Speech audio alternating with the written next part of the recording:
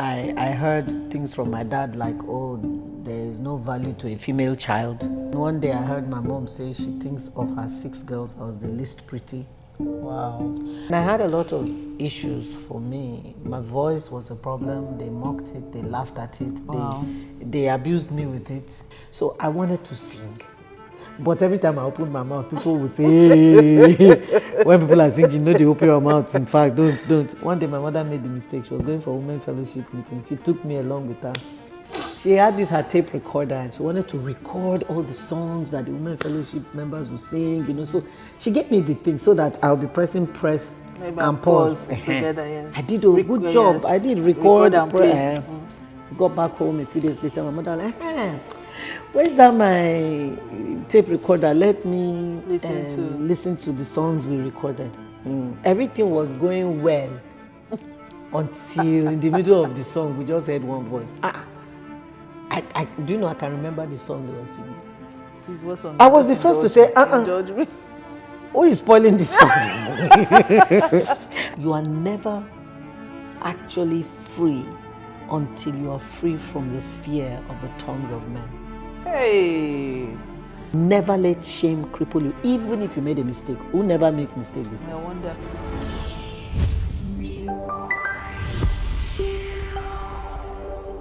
Hi everyone, welcome to Matriarch Moments with Mildred Kingsley-Okonkwo. I'm particularly excited about today's episode because I have the rare privilege of sitting with one of the matriarchs of the gospel in Nigeria. Interestingly, because she's so at ease with the younger generation, very playful, always joking with all of us, some of us don't really remember that she's a matriarch. And I told her from today, I'll be adding matriarch to her name anytime that I see her. She's a mother to both spiritual and biological children. She's a mentor to many. She's an author, a teacher of the word. She's a minister of the gospel. She's a worship leader. In fact, I don't think I've ever heard her minister without first worshiping God. She's also the MD CEO of 180 Degrees Rehab Center. And one of my most favorite things about her is that she's the first female polygrapher in Nigeria, meaning that if you lie, she can catch you. She's certified to catch liars. So please welcome with me Reverend Christy Bature. Thank you very much. Hello, everyone. Thank you for joining me today. Like I was saying to you earlier before we came on, my first encounter with you was I was living in Port Harcourt at the time and I was attending House on the Rock, and you came to minister. Even though I'd heard your tapes, but I'd never sat, while you were preaching. And then while you were preaching, you were talking about girls who would come to church and misbehave, say, I'm not that kind of pastor. I will pray, but I will beat you. And I was just so touched by your authenticity, how real, how real you were. And even till today, you still maintain that authenticity. We can see the Reverend Christy in the 70s, 80s, is still the Reverend Christy in the 2000s and 20s. So you've been here a long time. So I want you to, first of all, share with us what it was like growing up and how you got into ministry. Okay.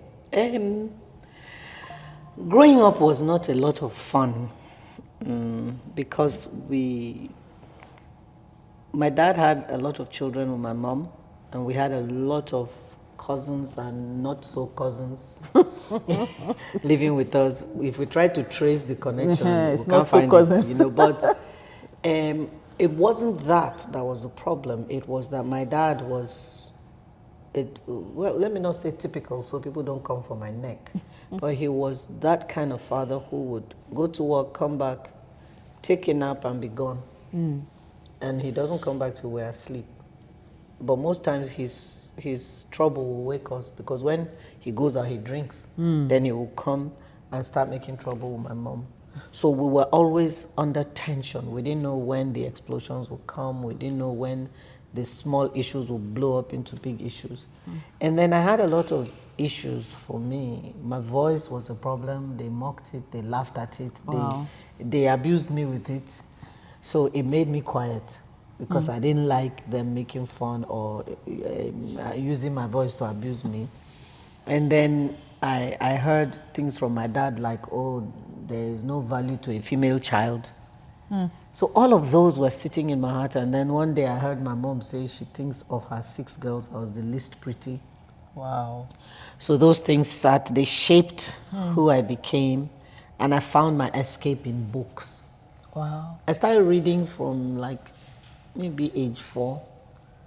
Once they took me to school and I started putting letters together. I was reading. So I could read very fluently by the time I was 7. Very, very fluently. My dad would call his friends to sit and bring the day's newspaper. And I'll read to them standing in front of them. That's some value. Yeah, of course, that's some value, you know. So I found, though, that the one time I would catch my father's attention for a few days was when I came home with my report card. Somehow I was doing well in school. And do you know, I look back and I didn't have to make an effort to pass exam. I don't know how that was, but that was just how I was. And we will, he would take me in his car, take me around for like 3 days, showing off the report card to his friends. And then I had 6 siblings. So there was always a lot of tension in our house. If it wasn't my dad, it was one sister is sick. My mom was always gone. She was in the hospital because there were at least 3 of them that were very ill while we were growing up. I used to be quite ill, but nothing like them. And then the whole pressures and the tension of growing up with an addicted parent. My mom was very withdrawn, quiet. My brother began to fall apart, my oldest brother. And then things just went crazy. And my dad was not doing so well at the early part of my life.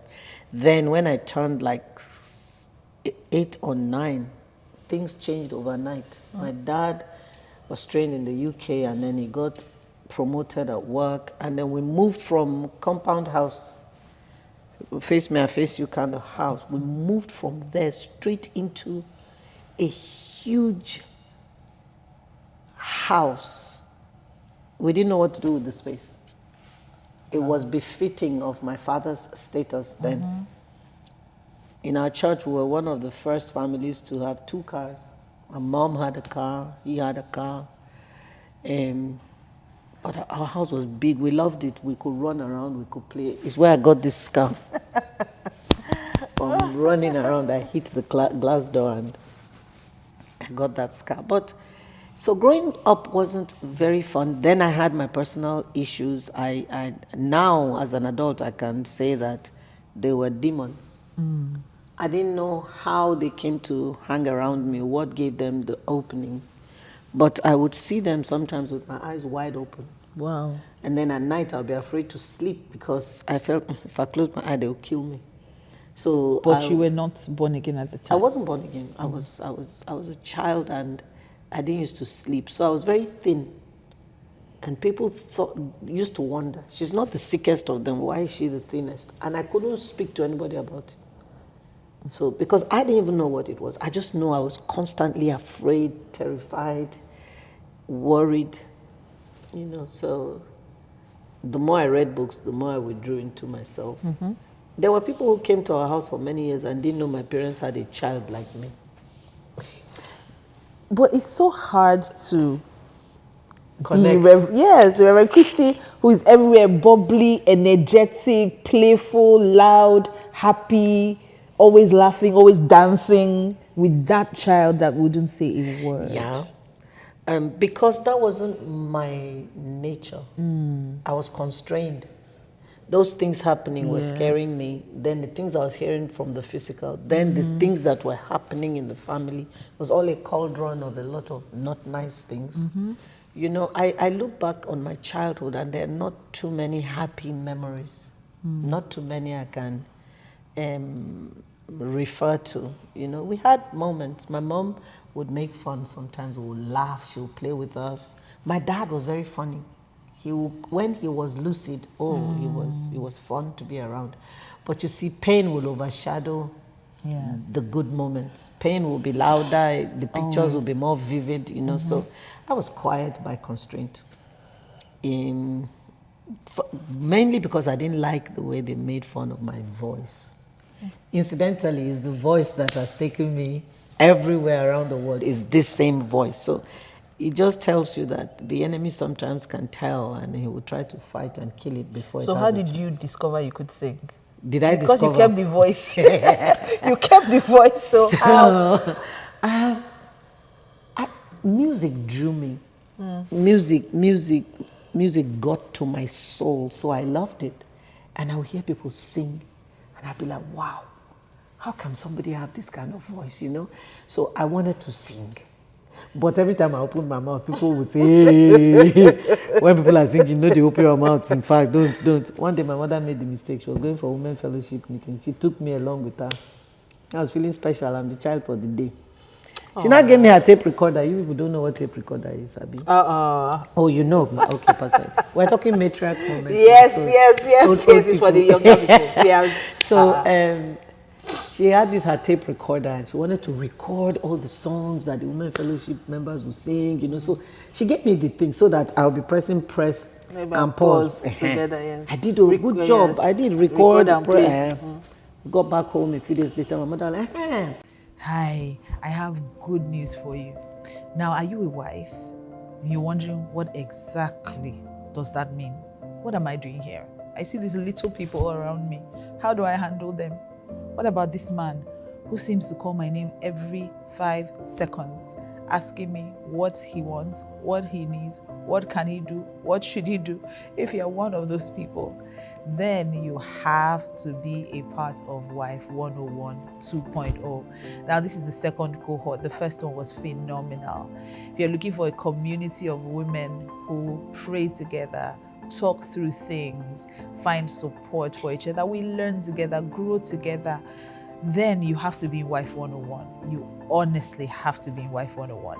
It is a 3-month mentoring program where we talk about everything wifing. We're learning to wife God's way. So we'll talk about our consecration, what it means to see being a wife as a ministry.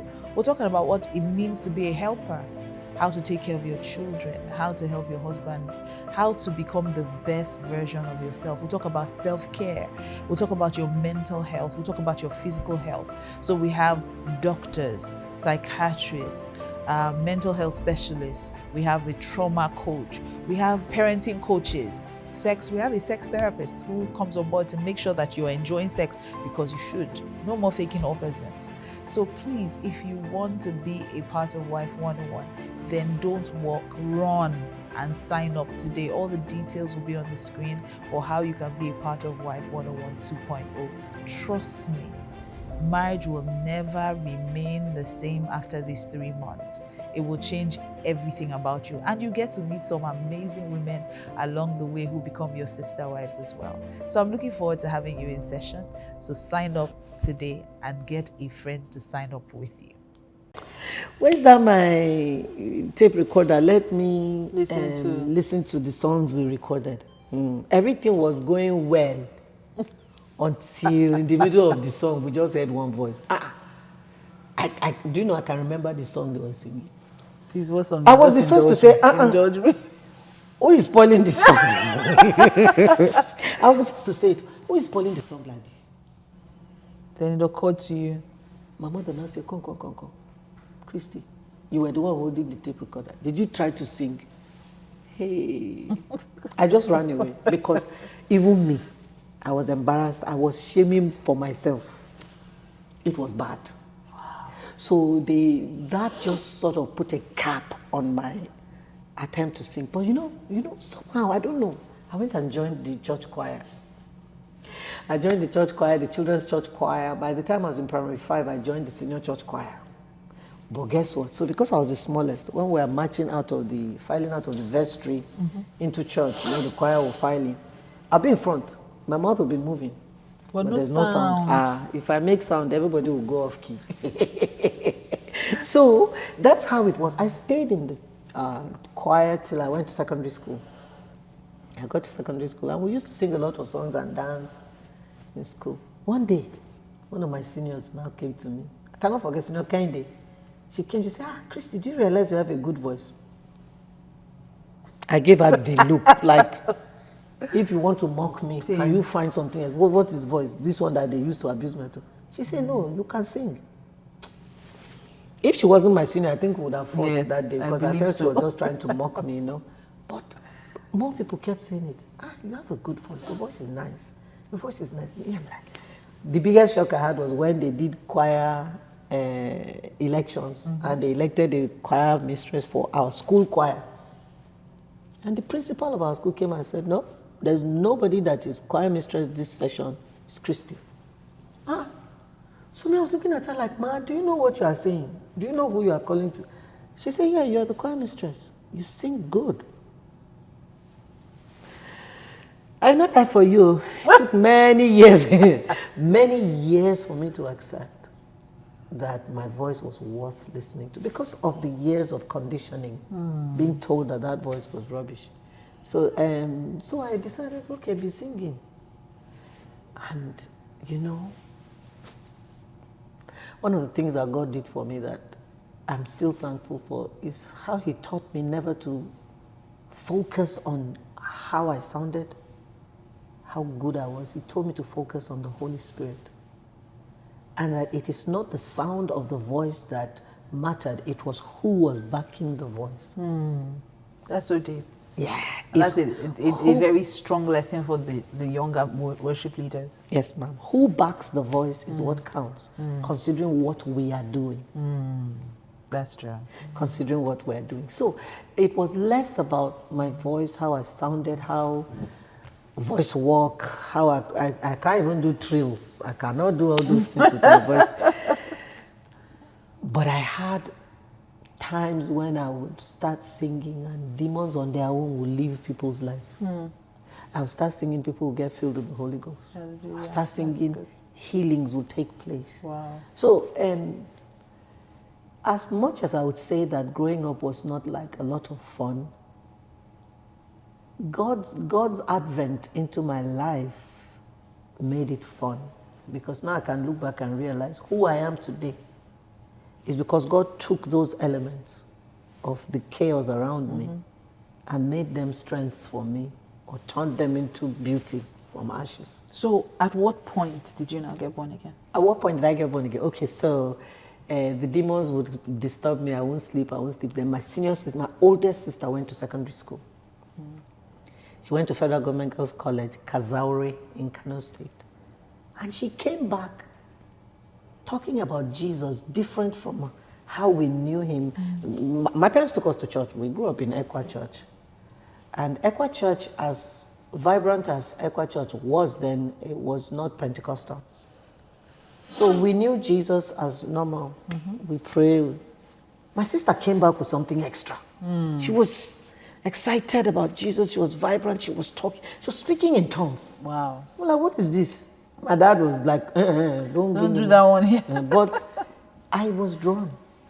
Because my sister was a sick one. She was usually depressed, withdrawn, detached.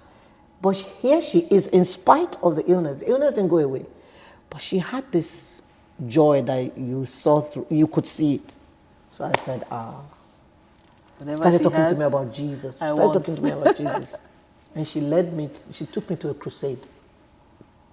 It was a group of young, vibrant men and women. They called themselves Kano Students for Christ Crusade. The late Pastor Charles Omofoma of the Carpenters Church was part of that ministry. Wow. Bishop Ken Ebolum in Kano, in Asaba now, was in that ministry. Pastor Isaac Nwangoro was in that ministry. Almost all of them are preachers of the gospel now. Wow. So she took me to that crusade.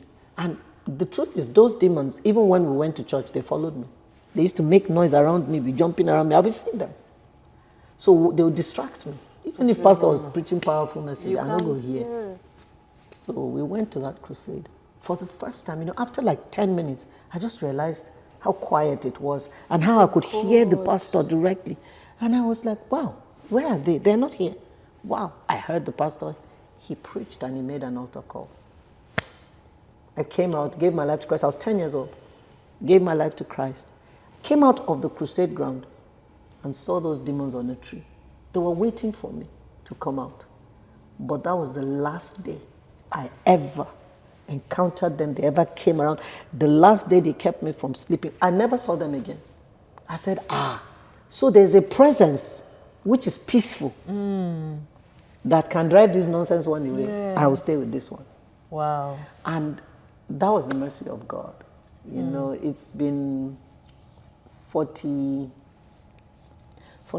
years. Some people are not even 40. let's leave it. Some people are not even 48. 48 years ago when that happened, and every day I'm thankful for that. Every day. God is good. I really, really love hearing people's salvation stories because it just shows how intentional God can be. He will chase you down. Yes. He knows you need him, so he will chase you down. And your life literally turned around. When you started singing, you said it's that same voice. And I think that's why Satan wanted to silence the voice. True. Because he knew that voice would take you all over the world. And you've been ministering for as long as, and I've heard that name for as long as I know. I've heard the name Christy Bature. I've heard. So what was ministry for you as a young person, especially when you were not married? You know, one of the reasons why we do Matriarch Moments is because the Bible says, let the older wives teach the younger ones. So I say, let the older women mentor their secrets that you guys must not go to the grave with. Yes. There are lessons you've learned that we don't have to struggle. The younger generation doesn't have to struggle. We need to learn it so that it's easy for us to navigate life. So for you, I know you started ministry even before you got married. In fact, you became popular in ministry before you got married. Yeah. So how did you navigate the single life and being a minister of the gospel? Okay, so I really can't tell you other than God just put that there. I just found a desire to do good. I wanted to. Okay, let me put it this way. I was always concerned about God's opinion of me. I wanted. I like that. I wanted to know that God is saying, "Oh, I like her. She's my good child." Yes, it's very sweet. Yeah, so it mattered to me how God saw me. I'm sorry. I'm really sorry to interrupt, okay, but is it as a reflection of also something that you wanted from your natural dad? Most likely. Okay. Oh, most likely. It was an extension of that. Okay. I loved it when my dad would pay me that attention for the 3 or 4 days after my report card came. So I wanted him to have a good opinion of me. So every time my earthly dad was upset with me, I would be sad for days. I didn't like it. So when Jesus saved me, that extended to the Heavenly Father, so I was concerned. Now, I saw children like me, and I could already see those that were derailing, those that were losing their way, those that were making wrong choices, poor choices, and I didn't like that. So I now saw across the road from our house there was this Methodist church. The Methodist church had space that they would allow children evangelism ministry. They would come in on Saturdays during the long vac and just be teaching children the Bible. So I would go, and then sometimes they would come and there's a shortage of teachers. There was always a shortage of teachers. So when they saw how committed I was to it, they now asked me that, would I like to be trained so that, now I was like 13 years old, so that I would be teaching the 7-year-olds. So I agreed. And they took me through a brief training. Yes, I was a child evangelist. I started teaching the 7-year-olds. I was 14. I would teach them during the long vac, what little I knew. Then this ministry where I got born again, they were into crusades and village evangelism. You know, that ministry found people groups in Kano State that had never heard of Jesus or Muhammad. They were pagans, deep inside nowhere. So we would leave Kano, drive up to where road reach. We would come down and trek the rest of the way. One time we were crossing a river and one of us drowned. Yeah, she drowned in the river because the river was, the tides were strong. We didn't realize how strong, and it washed her away and she died.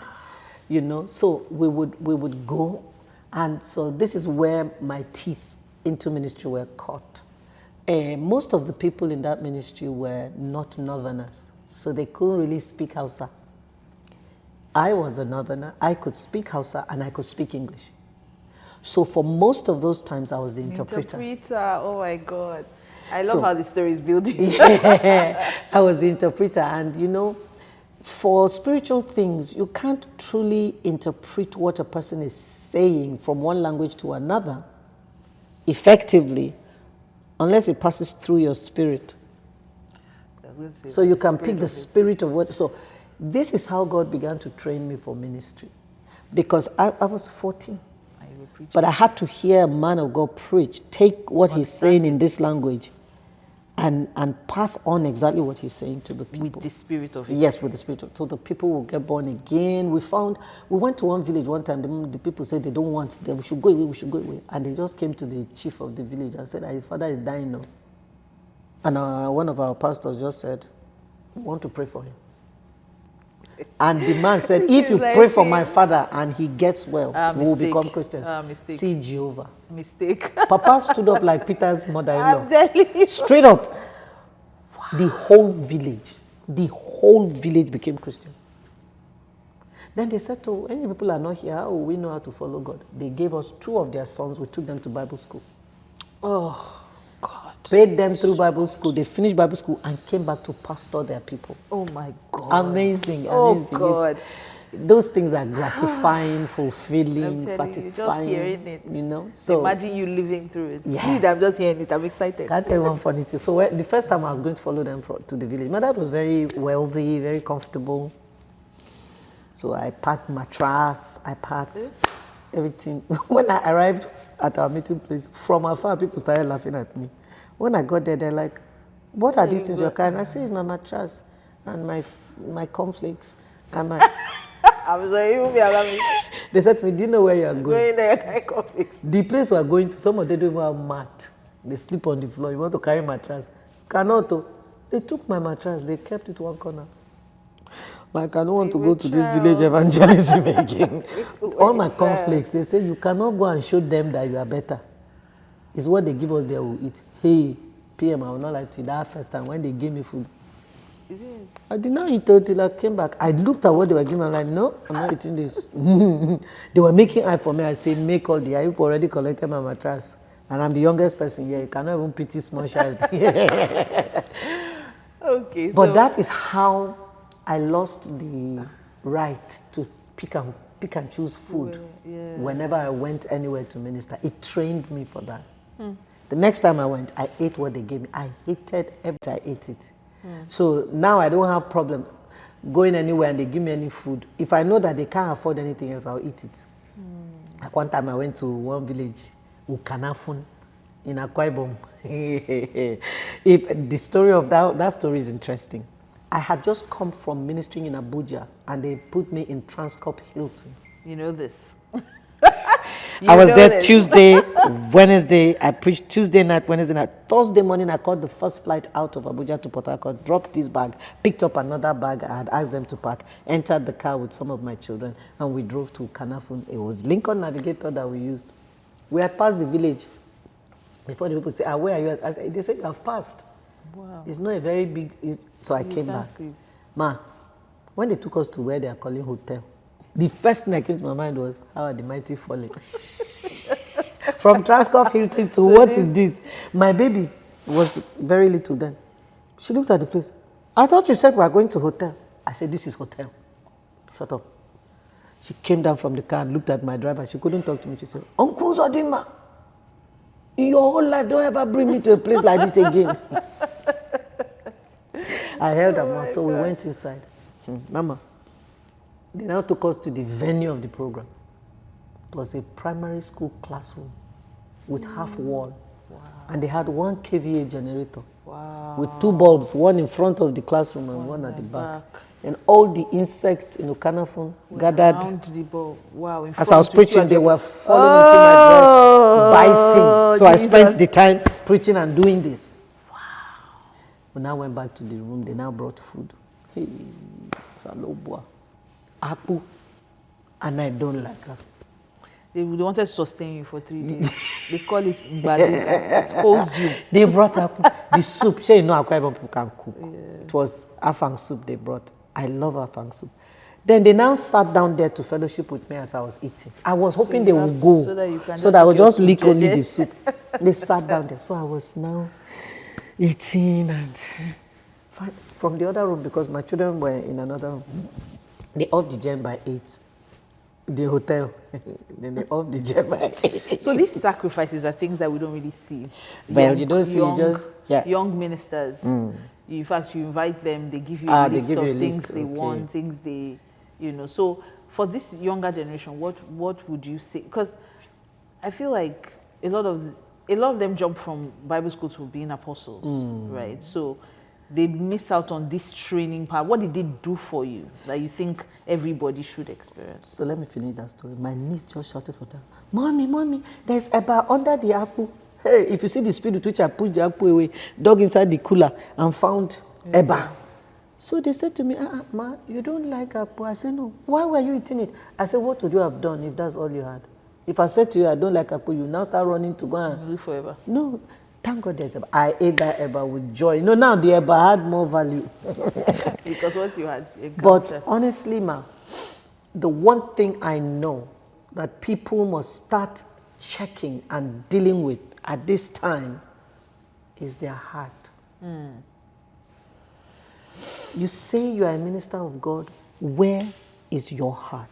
So, like we always say, the heart of the matter is a matter of the heart. It is a matter of the heart. What are you after? When I hear them saying Reverend Dr. Christina, they do me one kind. They've been trying to call me doctor. I say, I'm not doctor. I never get them. I never get them. Until this university in the US decided to confirm me with an honorary doctorate degree. And because they gave me that honorary doctorate, I don't want honorary. I've gone back to school. I'm running a master's program because I will get the academic PhD so that I will really be doctor. I don't want honorary. That's how my mind works. But I think that what needs to be checked and scrutinized now is the heart with which we go into what we call ministry. Some are there because they think there's a lot of money, and because of that, they will scheme. Somebody called me yesterday. She's a friend. She's a minister also. Somebody that is supposed to be a mentor to her.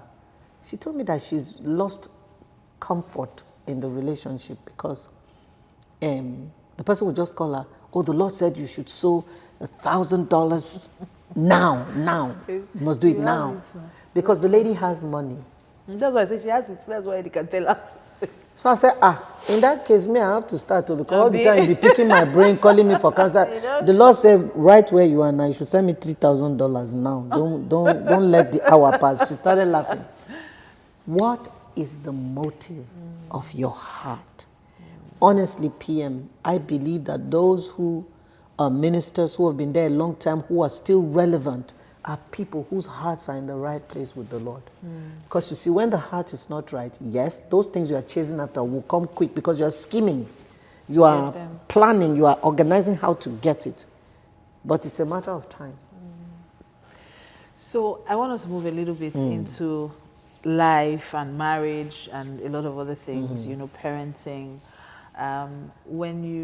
When you got married, you were in ministry. Oh, yes. And I've heard your story sometimes where there was a season where you even began to second guess yourself. You stopped, you got quiet again.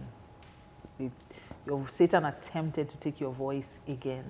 And I know that you navigated difficulties in marriage. In fact, one of the things that I remember, when I was in that service, one of the things you shared was how you were able to navigate adultery in the public eye, and God giving you the challenge of take that child. So I want you to speak to women who are right now maybe going through certain things in the public eye, certain supposedly embarrassing situations. First of all, I want to know, how did you do it? Maybe you can tell that. Maybe just summarize that story and how you were able to, because there are some things that God will tell you. You say, Lord, please, let's not do this, sir.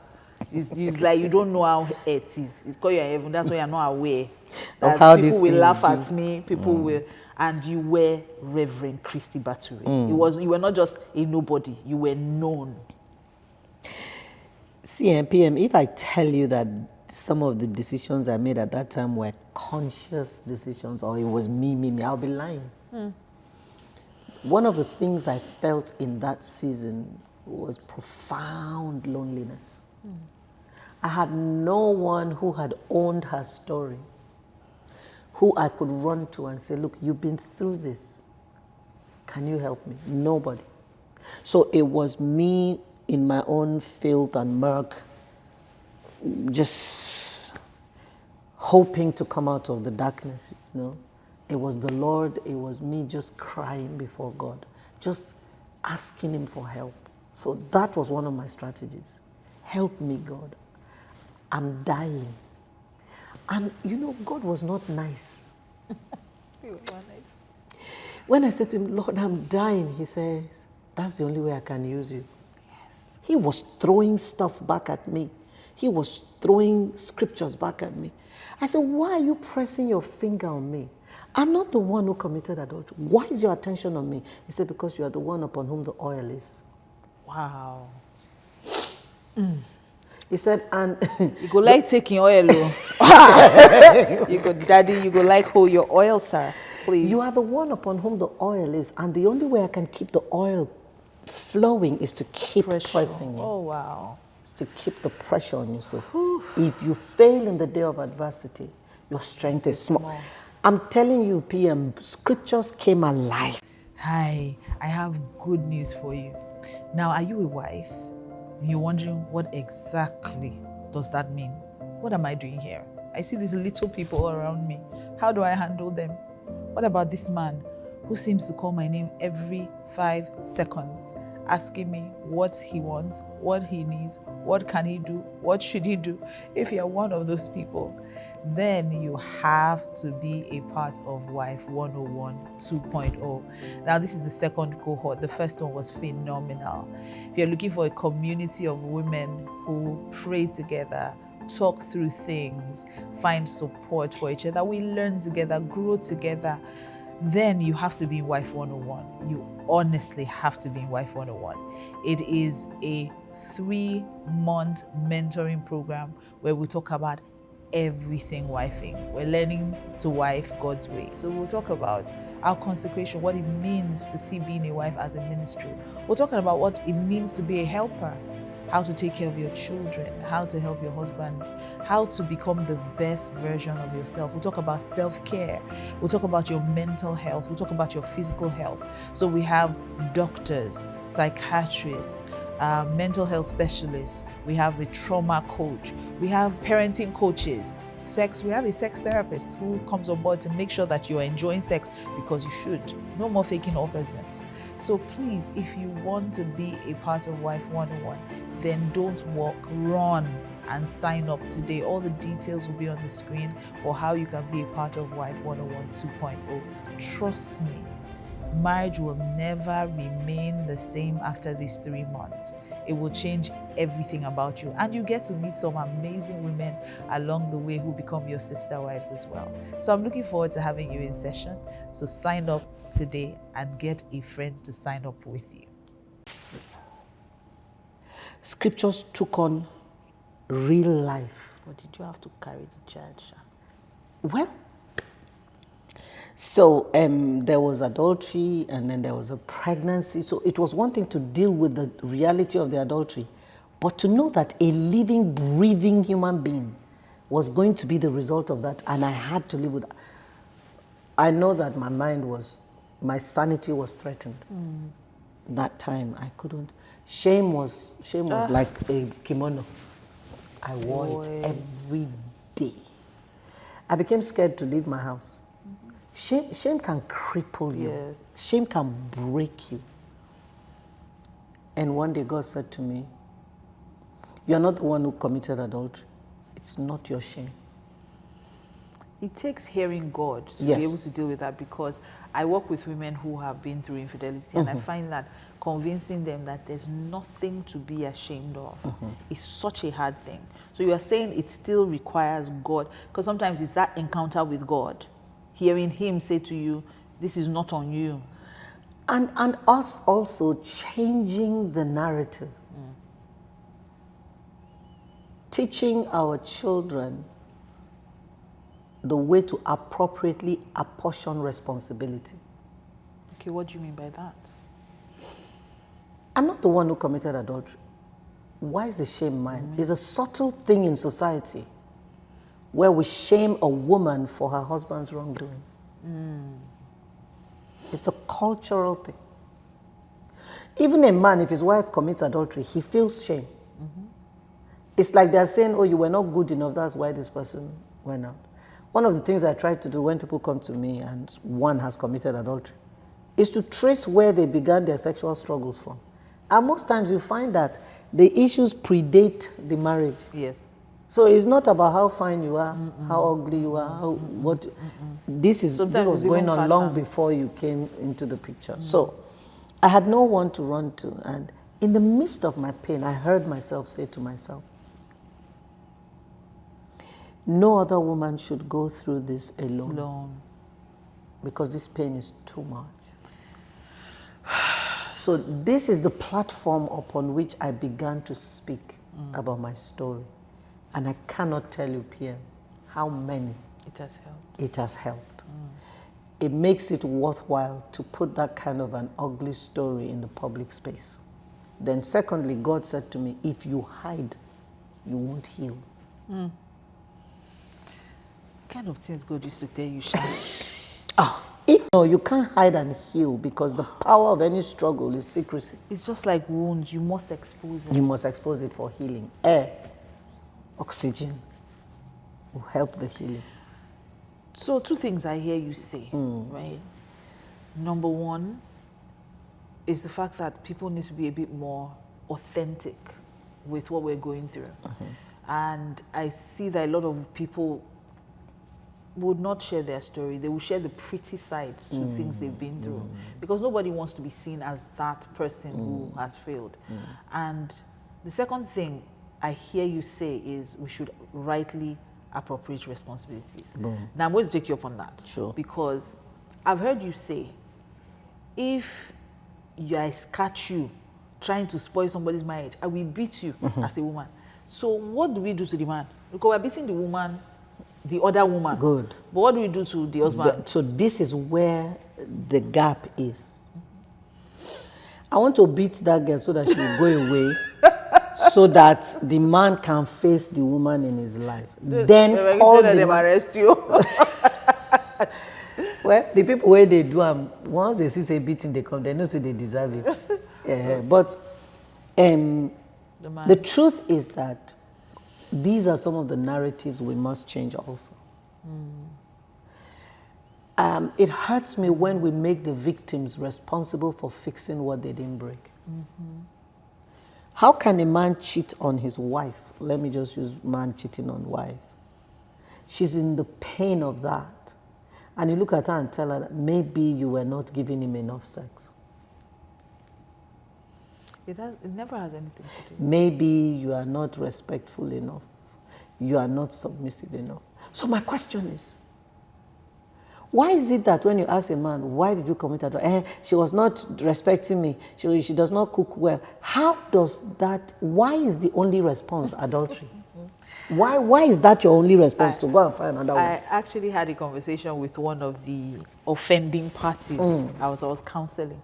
And the man said to me, I said, why did you, because we must get to the root cause, right? So why do you think you cheated on your wife? And he said to me, oh no, I didn't cheat on her, I cheated on God first. Hey. I said, okay, what does that mean? He said, he started backsliding. I said, okay, most people backslide, they will not pray. They will backslide, they will not read their Bible. They will backslide, they will not go to church. How is your own backsliding, sleeping with another woman? So that's lie. It's the rationalization. We're going to talk a bit more about some lessons you've learned in life. Like I said, it's about mentoring the younger women. So, three most important lessons you've learned in this almost 60 years. Almost of living. 60 is like almost, I'm telling you. 60. So do we plan a big party for 60? Well, there's something that I'm planning for 60. It's not necessarily a party, but it's big. Please. Yeah, I'll tell you. Yes, please. Okay. Any way I can help as well. One, you are never actually free until you are free from the fear of the tongues of men. Hey, thank you. That's a good one. It's one of my strongest lessons that undergirds the way I relate with people. You are not truly free until you have become free from the fear of the tongues of men. What will people say? What will people say? It has put many people in a box, put many people in the grave, put many people in trouble. I don't want to do that. Two, the only response to shame is despisement. Oh, like Jesus. Jesus gave us the strategy for dealing with shame. Because you remember I was saying shame was crippling me. Jesus, for the joy that was set before him, endured the cross and despised shame. He gave us the prototype as believers on what to do with shame. Shame. Never let shame cripple you, even if you made a mistake. Who never make mistake before? I wonder. Who never make mistake? Well, this is some people who own the nose, but all of us, we have entered that boat before. Now. So those are two very strong things that undergo. Three, I am intentional about maintaining joy. Yes. Intentional. I channel a lot of energies in maintaining my joy.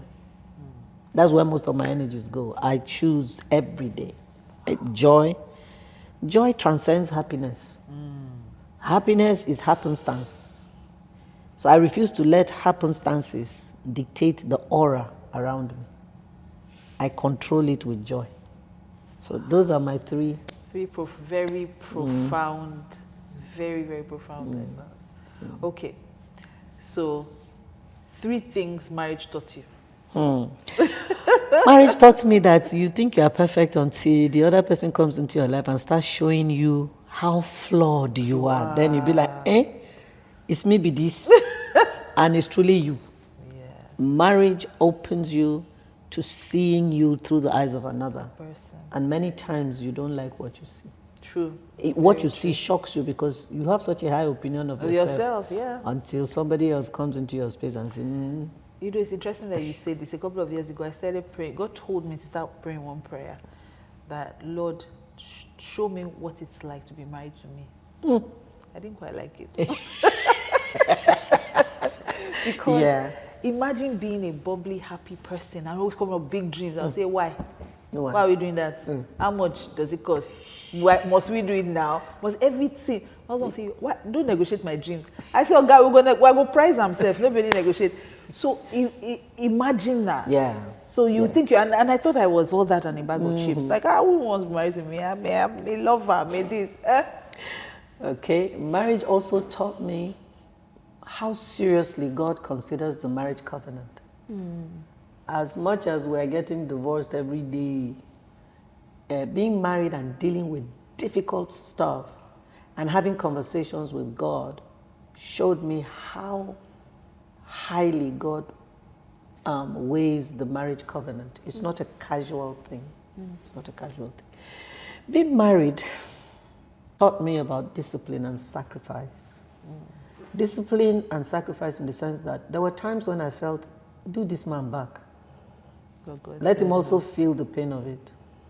And God said, no, that's not the call. You are called to righteousness, full stop. Whether your spouse is doing right or not, full stop, you are called to righteousness, full stop. So those are the 3 things I would say. Amazing. Okay. So 3 things you would have done differently in life, knowing what you know now. 3 things I would have done differently. Honestly, you know, because of my kind of personality, there really is nothing I'm looking at and regretting and wishing. So 3 things I would have done differently. Or should I rephrase that to, let me rephrase it to one mistake that you made that you think cost you something. One mistake I made that cost me something. So if you had a chance to go back and say, I shouldn't have done it like this.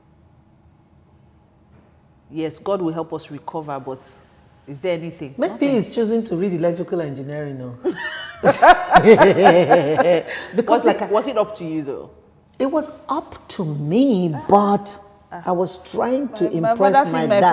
My father filled my form. No. First choice, second choice, filled the university. No, it was up to me, but I felt my hands were tied because my father was a mechanical engineer and all my other siblings went to the arts. Oh, So I was the only one who went to science, so he was pushing me.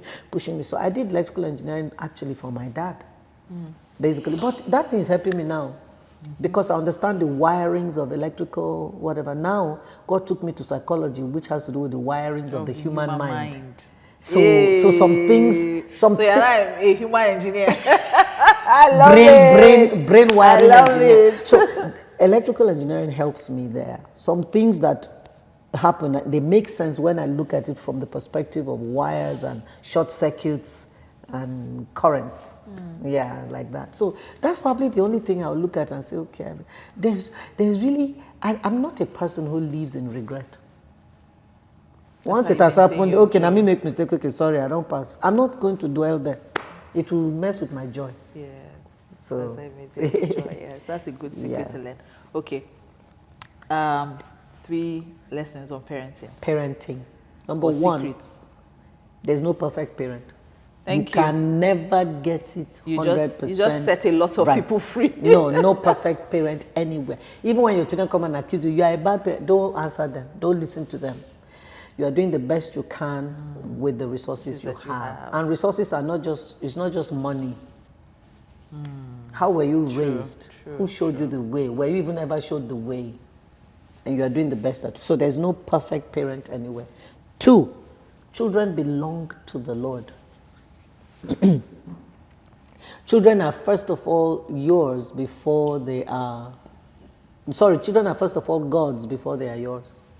Children are God's, not yours. So we're God's nannies. That's how I like to put it. So give them to God. You don't have what it takes to produce a sane, level-headed human being. Are you sane? Are you level-headed? You don't have what it takes. But the owner of them has, so go to him. I was agitating over one of my children. God said to me, that scripture you speak over your children from the womb, all my children are taught of the Lord, grace shall be their peace. That's my scripture for my children. God said to me, do you really mean it? I say yes. Am I their teacher? I say yes. Step out of my way. Wow. Let me teach him.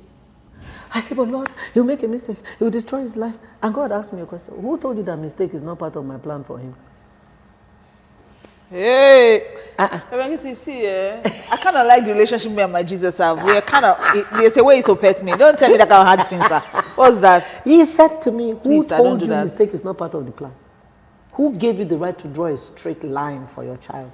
Get born, go to primary school, go to secondary school, you come out, go to university, get a job, marry, have children, grow old, die. Who gave you that straight line to draw? Excuse me, sir. PM, this God, he is convoluted. He told me, who told you that mistake is not part of the plan? What is this, your agitation? Are you the one holding him? Is it your breath that is in his nostrils? I say, no, Lord. He says, step out of my way and let me teach you. Step out of my way. I stepped out of my way. From that day, if my children are misbehaving, I tell them, person will get you, you know where you did. Wow. You will meet me at the altar with my father. You will come back here and meet me at the altar. You understand? So so I gave 2. Yes. 3rd one, let every child be themselves. I had 7 children. I raised 7 children. There were 7 different personalities.